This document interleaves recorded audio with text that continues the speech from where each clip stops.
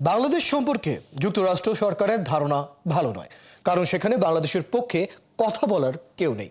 বিষয়টি সমাধানে বিশেষ এজেন্সির কথা ভাবছে সরকার, এমন কথা বললেন প্রধান উপদেষ্টার বিশেষ সহকারী ডক্টর আনিসুজ্জামান চৌধুরী।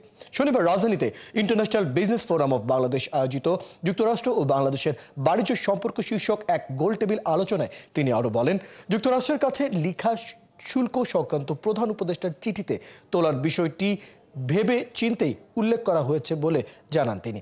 প্রধান উপদেষ্টার বিশেষ সহকারী আরও বলেন, বাংলাদেশ আগামী বছরের নির্ধারিত সময়ে এলডিসি গ্রাজুয়েশন করবে, তবে এরপর কি করবে সেই লক্ষ্যমাত্রা এখনও ঠিক করেনি। এজন্য প্রয়োজন সমন্বিত নীতি প্রণয়ন, তবে এটি তদারকি করবে প্রধান উপদেষ্টার কার্যালয়। অনুষ্ঠানে অন্য আলোচকরা বলেন, যুক্তরাষ্ট্রের রেসিপ্রোকাল শুল্ক আরোপ থেকে বা জানিয়ে বাংলাদেশের উচিত দ্বিপাক্ষিক আলোচনা জোর দেওয়া এবং একই সাথে পণ্যের মান উন্নয়ন, বহুমুখীকরণ এবং শ্রমিক অধিকার প্রতিষ্ঠায় মনোযোগী দেওয়া, পাশাপাশি মেধাস্বত্ব অধিকার বাস্তবায়নের পরামর্শ দেন তিনি।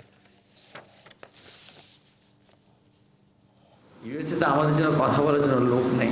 এবং হুমায়ুন ভাই বলল, আমাদের প্রতি সবসময় একটা সন্দেহের ভাব, একটা খারাপ চিন্তা আছে আমাদের সম্পর্কে। সেটা আপনি কী করে ইয়ে করবেন?